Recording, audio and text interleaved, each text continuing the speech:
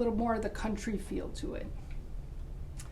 And then keeping in with our Christmas theme, today we're going to be working on these little Christmas tree napkins.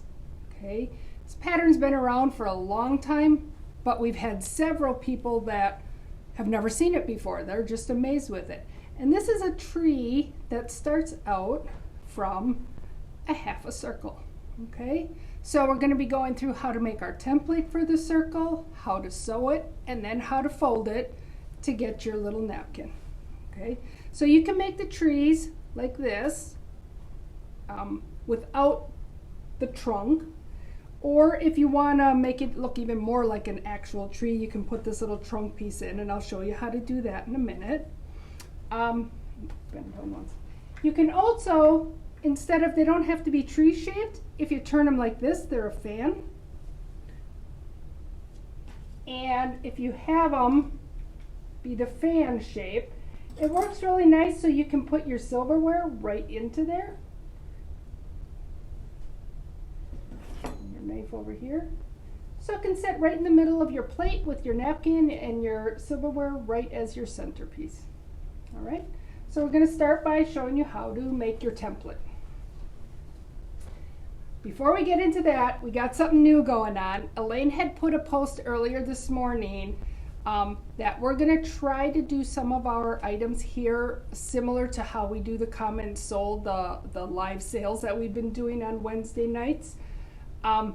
It's a little bit different. We're not sure you're going to be able to do the come and sold during this live presentation, but there should be a link right above my head. So if you click on there, you'll be able to see the 4 items that I'm talking about during this presentation and purchase them that way.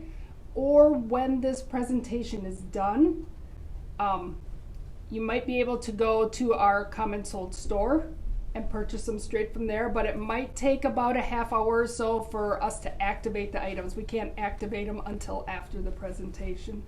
Otherwise, if you scroll to the post that's right above me that she sent out this morning, it'll be the 4 items and all the information you need. Okay? And they can come and sold right there. And they can come and sold right there. There you go. All right, so we're going to start with first how to make our template. So I'm going to be working with the wool pressing mat. The reason I like to use this for this part of the project is because I can stick pins into it. If I'm just working with my cutting mat, you have to hold your things down and they slide around a little easier. So this gives you the ability to pin. It's also great for if you're trying to block out one of your quilt blocks. You can pin it so that it's exactly square, starch it, iron it, and get it to be the right size if you need to. So if you're interested in one of these, this one is going to be, again, either clicking the link above me or scrolling up at some point, the wool pressing mat, number 700. And the cost of this one is $59.99. It's a 17 by 17 square. Okay. So I have my pressing mat. And the next thing I'm going to want is a piece of template plastic. It's not something that's real common anymore. It used to be very common when people did a lot of hand piecing, but not so much anymore with a lot of the machine piecing that people do now. But it's one of those items that if you have it in your sewing room, you might find that you use it more than you thought. So I'm going to take this sheet, I'm going to set it down on my pressing cloth, and I'm just going to put a pin at each corner so that it doesn't move around on me, okay? Then the next thing I'm going to grab is, this is the Quick Trim and Circle Maker ruler from Creative Grids. And so it's a 3.5 by 12.5 ruler. It's one of my favorite rulers. It's just my go-to. It fits the palm of your hand. It's easy to spin around. It's easy to read. All of your half mark numbers are in black. All your whole numbers are in white. The secret to this one though is it's also a circle maker. So if I'm just gonna put something black here behind it. If you see right here, you have pivot points. So there's tiny little holes that are drilled an 1/8 inch apart, and then on every one of your 1-inch lines you have a hole. So it's kind of like a compass. You can make circles with it. So for this project, I need to have half of a 16-inch circle. So I need it to be from my center 8 inches up and that half circle. Okay. This ruler comes with a QR code printed right on there, and every Creative Grids ruler that they make has videos that go with the ruler. Not all of them, some of the older ones don't have the QR code, but this one is one of them that does. To activate the QR code, I'm just going to show you on my phone. You don't have to download a special app, you don't have to do anything specific. I'm just going to turn on my camera, okay? Make sure that I'm on photo. Just a minute, I just gotta hold it right here. And when I get that QR code into my camera, see how this little thing popped up? I'm just gonna touch that, and it's gonna take me directly to the website. It takes just a minute. Hi, I'm Karen Montgomery, and this is the quick trim and circle ruler that I designed for Creative Grid. Okay, so this is Karen Ruler is a Montgomery. 3.5 by 12 She's the and a one half who inch designed the ruler, and it does ruler. everything a 3.5 by. She's the one that designed the ruler, and she does a video on all sorts of different things that you can do with this ruler. Today we're going to be focusing on making those circles or half circles, but there's lots of other things. So if you have any Creative Grid rulers and they have this QR code, go ahead and use your phone and scan that and see the video that goes along with it. There's a lot of information there. All right. So again, I need to make a 16-inch circle, but I only need half of a circle. So I need to go from my center up 8 inches. So I'm going to take a pin, and I'm going to go to my very top little pivot point, the very top one, and I'm going to pin that into the very top edge of my plastic sheet. So I have a pin at my center and then a pin at my 2 corners so that my sheet doesn't move, okay? Then, if you get a Sharpie that's got a small point, okay, it's going to fit in these holes really nicely. So I need to go up to the 8-inch mark, 1, 2, 3, 4, 5, 6, 7, 8. I'm going to put my Sharpie in there, and then I'm just going to draw around, okay? I do need to pull my pin out right at the end so I can get all the way to my edge. And I'm going to go back this way and pull my pin out like that, okay? So there I have my half circle, okay? Then I'm just going to take and I'm going to cut it out right on the line with a pair of scissors. This plastic is real soft, it cuts very easily. And see, I forgot already. The quick trim ruler, if you're interested in one of those, that's going to be number 702, and it's 1949.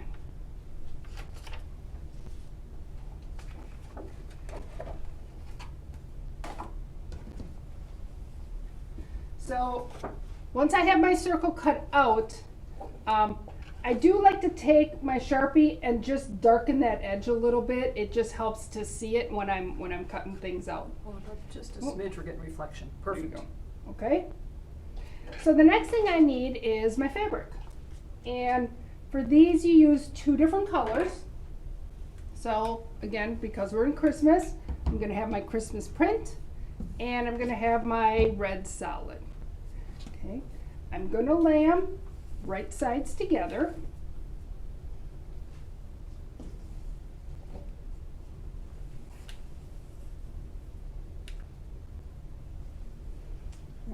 So these are 2 fat quarters, and from fat quarters I can get 2 napkins. From 2 fat quarters I'll get 2 napkins.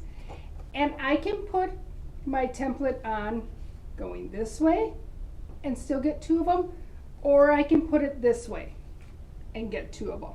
Okay, so no matter what you do, you're not going to get more than 2. if you have a half yard and you don't cut it on the fold, so it'll be twice as long, you can get 5 of them because you get half here and then the next half.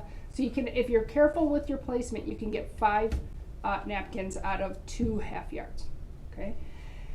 The reason I have the word directional written on here is if you do have somewhat of a directional fabric, so like this one, if you look at it, my little vines, it's not real prominent, but they are going up and down. So I kind of wanted this to go,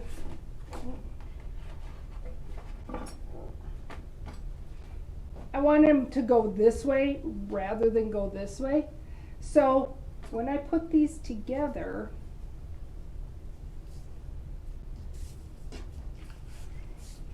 I want the directional to run with my directional print. So I'm going to do it this way. Okay. So I'm just going to lay it on there. Oh,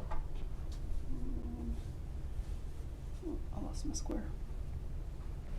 Well, I had a square, but I lost it. Square ruler? Yeah. That's okay. I got left on the table. Okay. I'll use this one. My handy dandy 3.5 by 12 Creative Grids ruler. Okay, so you have several different ways of dealing with this template. If you're more comfortable just drawing a line using the template as a guide and then cutting it out, you can. You know, if you want to live on the edge, you can just kind of cut it with your rotary cutter. Okay, it can be a little easy to slip up onto there because the plastic isn't real thick. I like to use a ruler as kind of to butt it up to the edge. I am going to turn this just a little bit so I have a better angle to get around my half corner, my half circle. And the other thing is this can be kind of slippery, okay, it can slide around a lot. So I took my grippy spray and I sprayed a little bit of it on the back of my template so it holds onto my, grips my fabric a little bit. And again, the grippy spray, that is going to be number 701 and it's $9.99. Okay, so I'm going to lay my template down. I'm going to use my small rotary cutter because it just goes around the curves a little bit easier. And I'm just going to lay my ruler at the edge of my template and just kind of curve it around as we go. If you're not perfectly on the template, it doesn't matter that much. Once we fold it into the tree, you won't notice if you got off a little bit.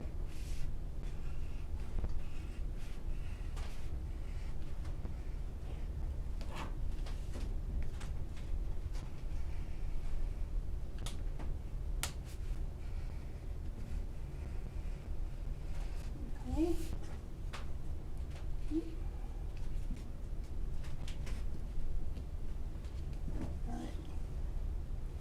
And then I'm just going to turn this a little bit so I can do my straight edge. Reline my template back up. Take my ruler, put it along the straight edge, and trim that off.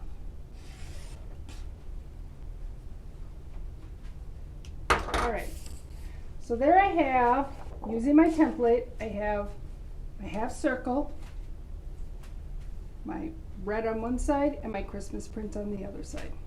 Okay, so now I just need to sew all the way around here, and I'm going to leave about a 2-inch space on the flat side to turn it right side out.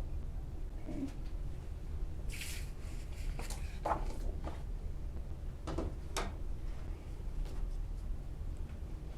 You might be able to see it a little better on the red side. So again, this one, I've stitched that 1/4 inch seam allowance all the way around. This was my starting and stopping point, and if you notice, I did that angle that Elaine talked about a few weeks ago. So I started here, angled up, or actually started here, angled up, did a back stitch, and then stitched all the way around it. And when I stopped, I angled back off and did the back stitch again. Again, that's going to make, when I turn it, it's going to make those edges fold in much easier at the end. Okay, so once I got it done, I'm going to go to my I'm going to clip my 2 corners and I like to stick my thumb in there and get to that very far corner. And I'm going to pinch it, kind of push my fingernail into my finger, and then pop it through. So it gets that corner out. And I'm going to pull it through.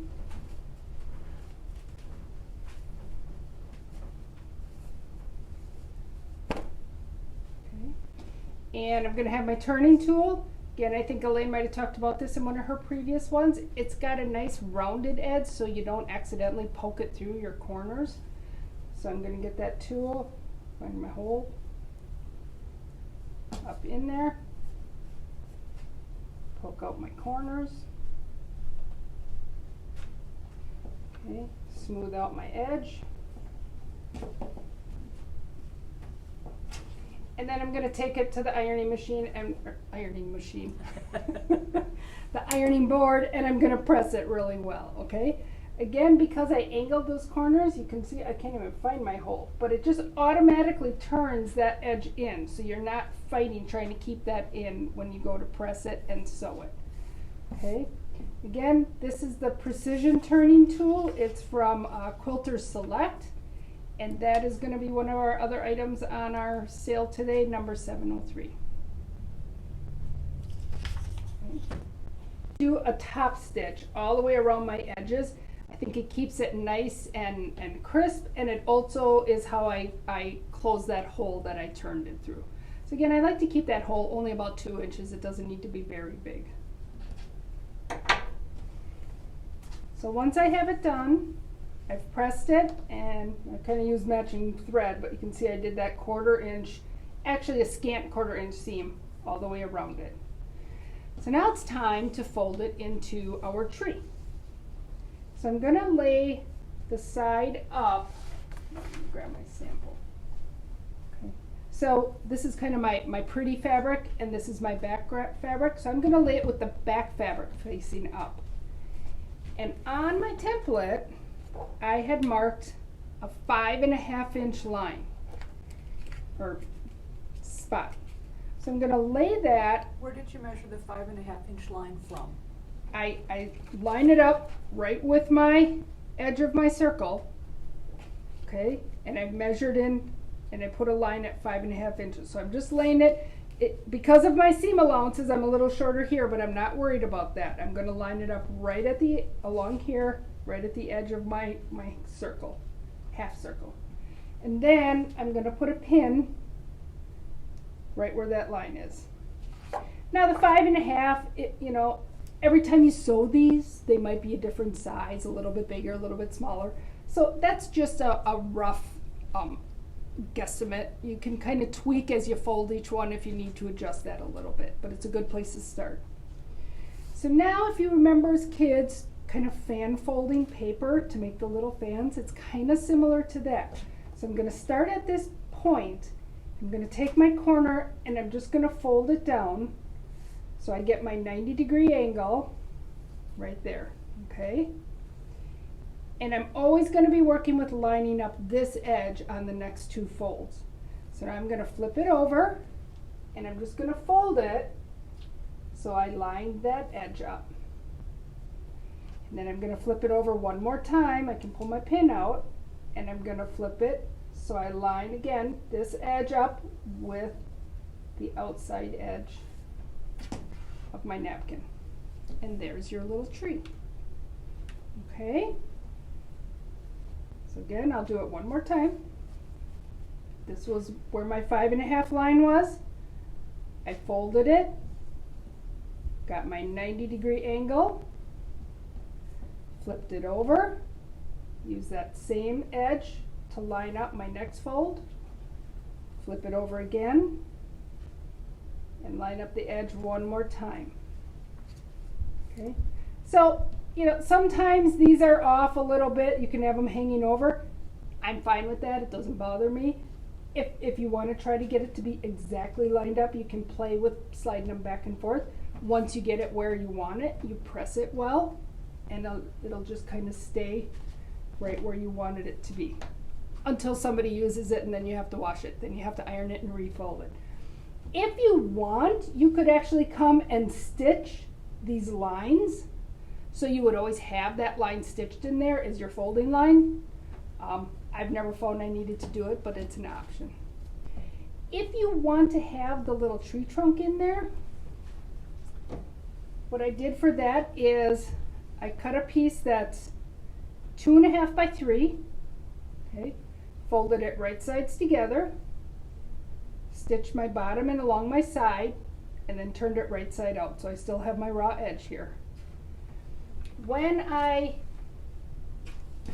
still at this point, before I have stitched around it, and again on here, I kind of marked, if you come in about 3.5 inches from this bottom corner, and I take and I lift that up, and I need to put it, I don't want to put it like this, I need to put it inside my raw edge up to my other raw edges, and it's just again a rough idea of where to place it. You don't have to be that exact. Okay, so now once I stitch across there, when I go to turn it right side out, now that little tree trunk is going to be hanging out the bottom. Okay, some people like the actual tree trunk, some people like to keep it a little more generic and just have it be where it can be the fan or the tree, either way. Okay, and that's all that there is to it. We don't really have a written up pattern for it. We use the ruler to make our half circle, and then it's just remembering to come in that 5.5 inches to start your first fold. That's probably the biggest point of the whole project. So I hope that you all can have fun with that today, and or over the holiday season, make a bunch of little tree napkins for your friends and family, and we'll see you back here again next week.